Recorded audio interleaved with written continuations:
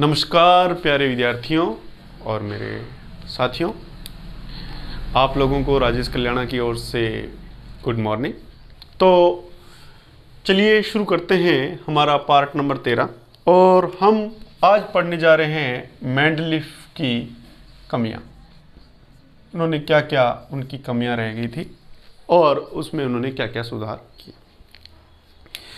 कमियों की अगर बात करें तो सबसे पहले तो इनकी जो कमी रही थी वो थी हाइड्रोजन के बारे में, कि इन्होंने जो है पहली कमी के अंदर अगर बात करें हम तो हाइड्रोजन का जो स्थान था सॉरी वो अनिश्चित बताया इन्होंने, अनिश्चित बताया। देखो कैसे। दूसरी बात अगर हम बात करेंगे तो इन्होंने समस्थानिकों के बारे में, एक तो समस्थानिक, दूसरा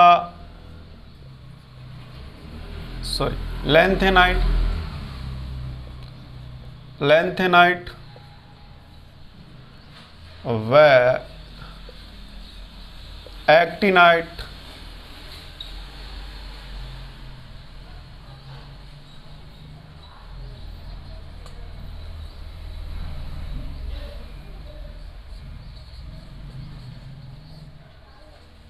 इनके स्थान को भी निश्चित नहीं किया था, नहीं किया था।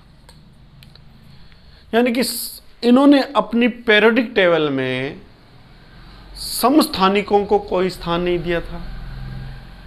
एक्टिनॉइड और लैंथेनॉइड के बारे में भी पूरी तरीके से ये नहीं बता सके, ये इनकी कमी रही। ठीक है। नेक्स्ट तीसरी बात देखो मेरे बच्चों, इन्होंने समान गुणों वालों को, जो समान गुणों वाले जो तत्व थे,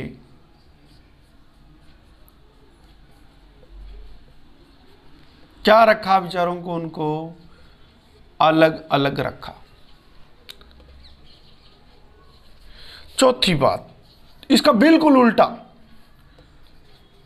और इन्होंने क्या किया था कि असमान गुणों वाले एलिमेंट्स या तत्वों को इन्होंने एक ही ग्रुप या वर्ग या समूह में रखा। ये इनकी कमी रह गई। नेक्स्ट पांचवी बात, इन्होंने परमाणु भार के बढ़ते हुए क्रम,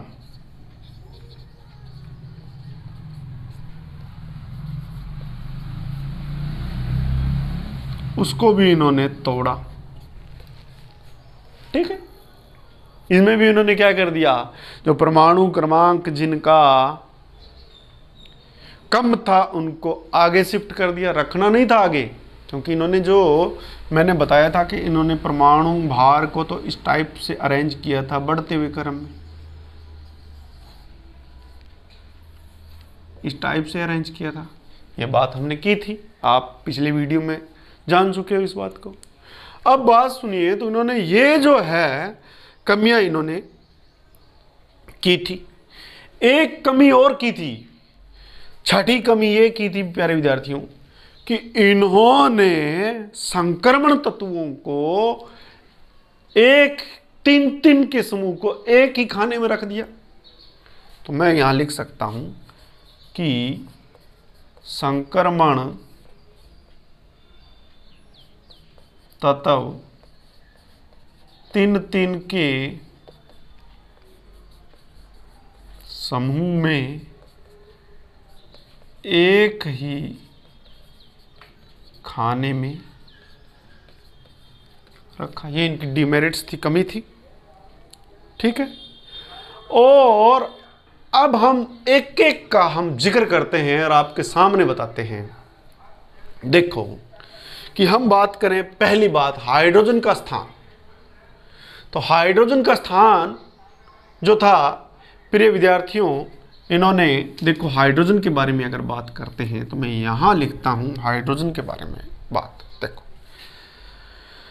हाइड्रोजन की बात करें तो हाइड्रोजन को मैंने पहले भी बताया था कि जो हाइड्रोजन है ये इलेक्ट्रॉन देता भी है और ये इलेक्ट्रॉन लेता भी है। तो ये देता है तो ये धनायन बनाता है और अगर ये लेता है तो ये ऋणायन बनाता है, हाइड्राइड बनाता है। जब ये धनायन बनाता है तो इसका ग्रुप फर्स्ट होना चाहिए और जब ये ऋणायन बनाता है तो इसका ग्रुप 7th होना चाहिए। ये इसकी तरह हेलोजन गैसों की तरह व्यवहार कर रहा है और यहाँ पे ये आपके क्षारीय धातुओं के समान व्यवहार कर रहा है। ठीक है, समझ में आ गई बात? तो ये यहाँ पे एक क्षारीयता दर्शा रहा है, यहाँ पे ये अम्लता दर्शा रहा है, अम्लीय और क्षारीय। तो इसके स्थान को मेंडलीफ ने सही तरीके से डिटर्मिनेट नहीं किया, निर्धारित नहीं किया। ये बात आपको समझ में आ गई? ये बात अपनी पूरी हो गई कि हाइड्रोजन का स्थान इन्होंने क्या किया, प्रिय विद्यार्थियों, निश्चित नहीं किया। अब हम बात करें कि समस्थानिकों के बारे में अगर बात करते हैं, समस्थानिकों के बारे में, तो समस्थानिकों की अगर बात करें प्यारे विद्यार्थियों तो ध्यान रखना कि समस्थानिक पहले बात तो कहते किसको है, समस्थानिक। किसको कहते हैं समस्थानिक? समस्थानिक, समस्थानिक, ठीक है। समस्थानिक कहते हैं कि स्थान का मतलब यहां पे कुछ और नहीं है, इनके अंदर का स्थान है। किसके अंदर का स्थान है? आवर्त सारणी के अंदर इनका स्थान क्या है और इसके स्थान को जैसे समस्थानिक क्या कहलाते हैं? जब किसी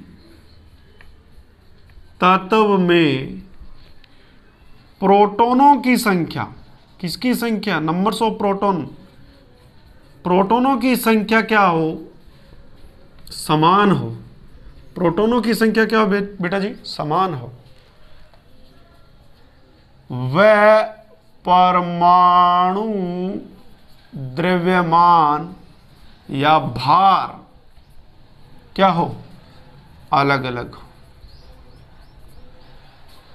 ऐसे क्या कहलाते हैं? समस्थानिक कहलाते हैं, आइसोटॉप्स कहलाते हैं। इसके बारे में बेचारे बता नहीं सके। क्यों नहीं बता सके? इसका भी एक कारण था। उस समय चल क्या रहा था? उस समय चल रहा था परमाणु भार। परमाणु भार के बारे में ज्यादा चर्चा थी, तो परमाणु क्रमांक के बारे में तो अनभिज्ञ थे। तो इसलिए परमाणु भार या परमाणु द्रव्यमान की अधिक जानकारी थी, लेकिन परमाणु क्रमांकों के बारे में उतना नॉलेज नहीं था। इसलिए कहते हैं कि समस्थानिकों का इनकी पीरियोडिक टेबल में कोई स्थान नहीं था। ठीक है, ये अपना पॉइंट प्रिय विद्यार्थियों हो गया खत्म। ये पॉइंट खत्म हो गया। अब हम बात करेंगे छठे पॉइंट की, एक बार बीच में दूसरे करेंगे। छठे पॉइंट की बात देखो तो संक्रमण तत्व 3 के समूह में एक ही खाने में रखा। भाई आपने इनके अंदर तो किसी भी तत्वों को एक एक खाना दिया,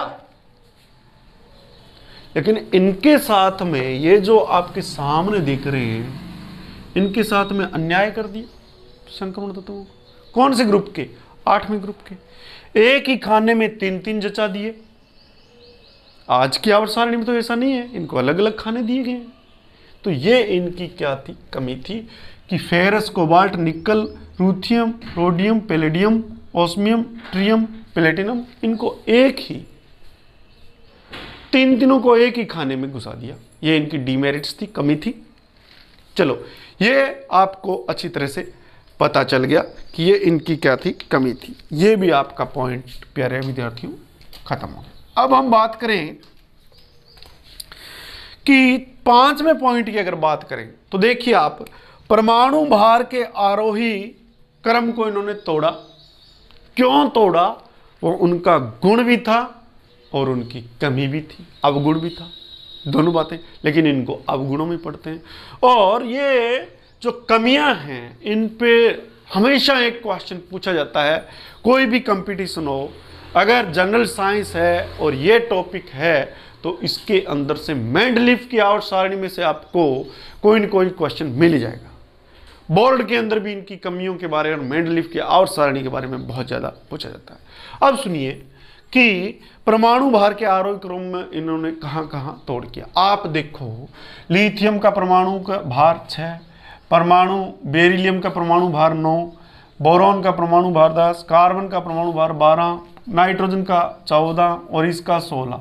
इस प्रकार से परमाणु भार को बढ़ते हुए रखा हुआ है, जिसको आरोही क्रम कहते हैं।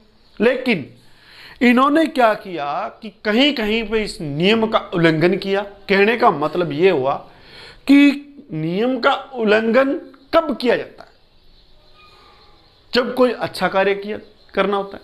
सुनिए, अगर आप सच बोलते हो मान लो, और आपके एक झूठ से किसी का भला हो सकता है, किसी की फांसी टल सकती है, तो वो आपका जो झूठ है वो पाप नहीं माना जाएगा। ठीक, इसी प्रकार इन्होंने किया कि इन्होंने देखा कि एल्यूमिनियम, यहां पे हम बात कर लेते, देखो एल्यूमिनियम सिलिकॉन की बात करें तो एल्यूमिनियम का परमाणु भार 29.98 है और सिलिकॉन का परमाणु भार जो है वो 28.09 है। तो देखो क्रम टूटा कि नहीं, ये 29 है, ये 28 है, यहां ज्यादा होना चाहिए, लेकिन यहां तो क्या है, कम, और यहां पे ज्यादा है।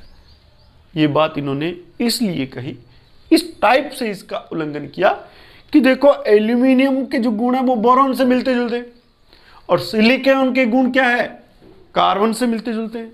फिर भी इन्होंने क्या किया, परमाणु भारों के बढ़ते हुए क्रम का उल्लंघन किया। इसलिए किया, लेकिन ये इनकी डीमेरिट्स मानी जाती है, कमी मानी जाती है। अब और दूसरा समूह देखो, आपको एक तो एल्यूमिनियम और सिलिकॉन, इसमें आरोही क्रम को तोड़ने वाले में तत्वों में याद रखना है।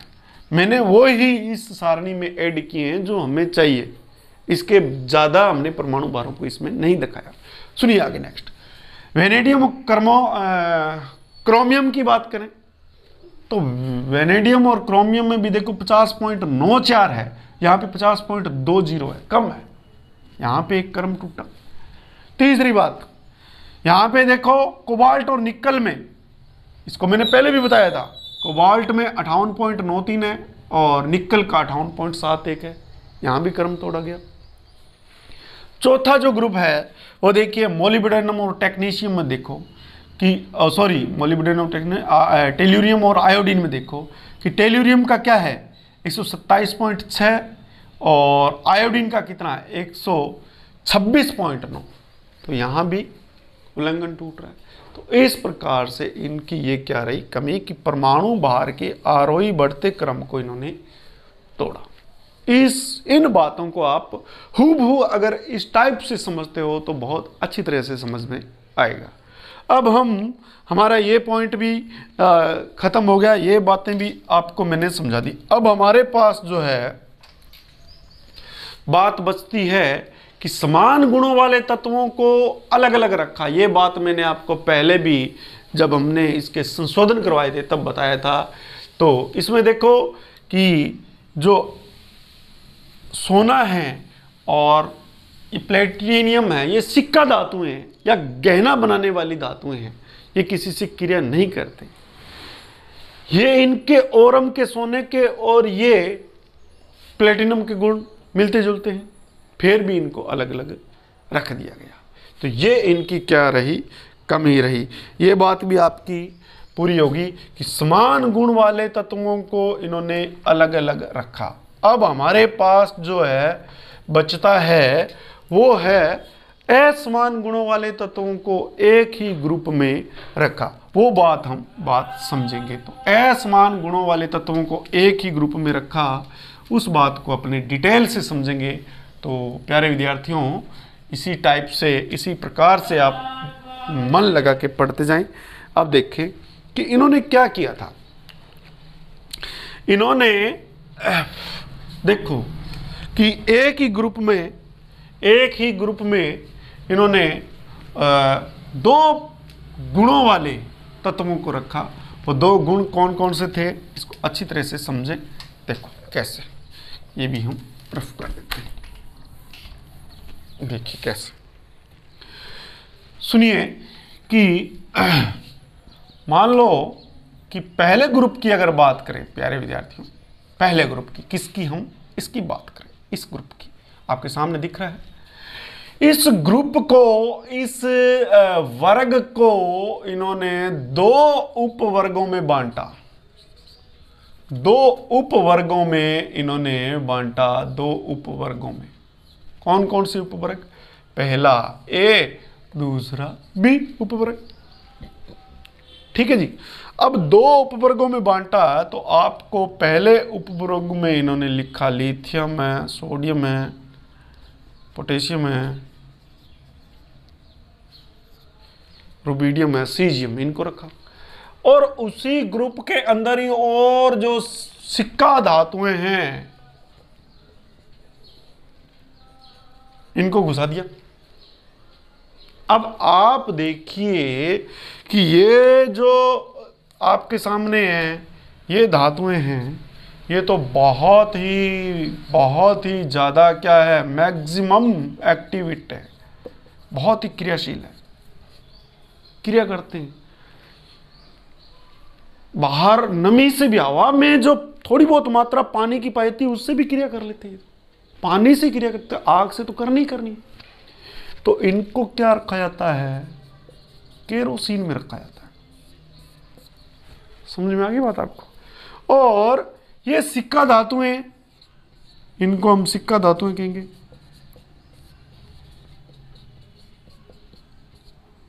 सिक्का धातुएं तो बहुत कम क्रियाशील होती है, बहुत ही कम क्रियाशील, मिनिमम एक्टिवेट, बहुत ही कम क्रियाशील होती है। और बहुत कम क्रियाशील होती है, किसी के साथ में भी क्रिया नहीं करती, तभी तो ये प्रकृति में स्वतंत्र मिलती है अपने को। और कहते हैं सोने को काट नहीं, सोने को काट नहीं है, किसी के साथ क्रिया नहीं करता, चाहे कोई किसी प्रकार का। तो मनुष्य को भी ऐसा ही होना चाहिए। आपको चाहे कितने बुरे लोग मिले, चाहे उनका नेचर कैसा भी मिले, आपको अपना जो है अच्छापन, अच्छाई, अपने अच्छे स्वभाव को नहीं छोड़ना। सोने का भी यही गुण है, ये किसी के साथ क्रिया नहीं करता। तो ये सिक्का धातु है जिनसे हम क्या बनाते हैं? गहने बनाते हैं। ठीक है। अब हम बात करते हैं कि इनको एक ही ग्रुप में रखा, ये इनकी कमी थी। और इसको सिक्का धातुएं कहते हैं और इनको क्षारीय मृदा धातुएं कहते हैं। ठीक है। अब इनके अंदर एक एक इलेक्ट्रॉन त्यागने को होता है, इनके अंदर एक से अधिक इलेक्ट्रॉन भी देने को हो सकते हैं। अब हम बात करें कि हमारी जो लास्ट डीमेरिट्स थी कमियों के अंदर, वो था एक्टिनॉइड और लैंथेनॉइड। तो लैंथेनॉइड और एक्टिनॉइड के बारे में हम बात करेंगे। जो लैंथेनॉइड और एक्टिनॉइड है, इनके बारे में थोड़ा पहले हम बात कर लेते हैं कि ये होते क्या हैं, उसके बाद में हम इसके बारे में बताएंगे। देखो, तो लैंथेनॉइड और एक्टिनॉइड की देखें तो इसको हम दुर्लभ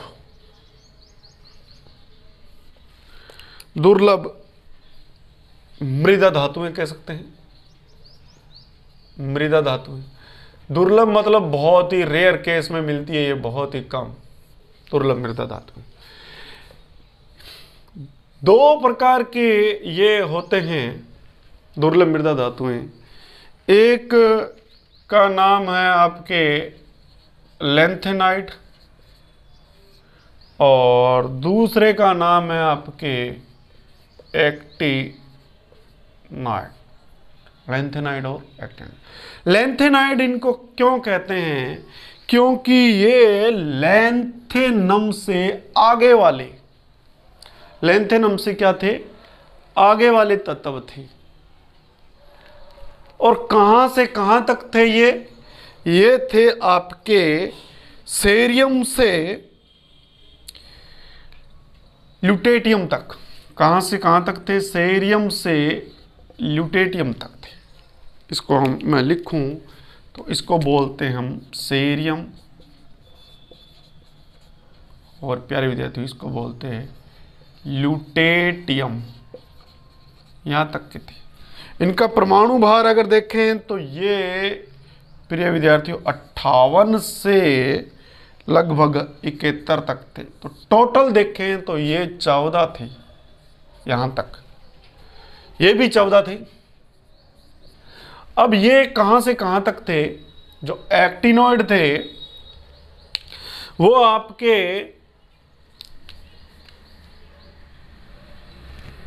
जो थे यहाँ आपके एक्टिनॉइड से आगे वाले थे, इसलिए इनका नाम एक्टिनॉइड रख दिया। एक्टिनॉइड वाले जो थे वो थोरियम से Lr लोरेंशियम तक थे। इनके नाम है थोरियम, इसका नाम ये आपके पास थोरियम है, थोरियम, और इसका नाम है लोरेंशियम। ठीक है, लोरेंशियम, लोरेंशियम इस टाइप से लिखोगे आप, लोरेंशियम। थोरियम से लोरेंशियम तक थे। इनका जो परमाणु क्रमांक था वो 90 से लगा के 103 तक था। तो ये भी 14 थे। ठीक, ये तो आज की आवर्त सारणी में दुर्लभ मृदा धातुएं आवर्त सारणी के नीचे श्रेणी में शिफ्ट कर रखी है। कौन सी श्रेणी में? इसको 4F सीरीज भी कहते हैं, इसको 5F सीरीज भी कहते हैं, श्रेणी भी कहते हैं। ठीक है, F ब्लॉक वाले तत्वों में शामिल हो जाते हैं। ठीक है, ये बात तो मैंने आपकी जानकारी के लिए बताई कि ये दुर्लभ मृदा धातुएं होती है जो दो ग्रुपों में बांटी गई है। एक को लेंथेनॉइड, दूसरे को एक्टिनॉइड।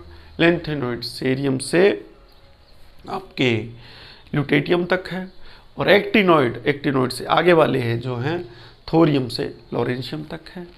एक जो है आपके 58 से 71 तक 14 तत्व है, दूसरे के क्या है 90 से 103 तक है। टोटल अगर बात करें तो टोटल कितने हैं? 28 तत्व है। ये आपका क्वेश्चन भी इसके बारे में पूछा जाएगा और पूछा जाता है। अब मेंडलीफ ने क्या किया वो बात देखिए। मेंडलीफ ने सिर्फ और सिर्फ क्या किया, जो तीसरा ग्रुप है उसमें छठे आवर्त में 1 2 3 4 5 छठे आवर्त में इन्होंने क्या रख दिया, किसके बारे में? एक ही सिर्फ सेरियम के बारे में लिख दिया।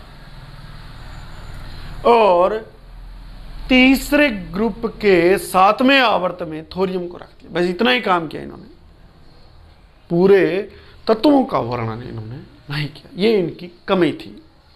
तो प्यारे विद्यार्थियों, मैं आशा करता हूँ कि जो मैंने आपको कमियां बताई है वो आप अच्छी तरह से समझ चुके होंगे।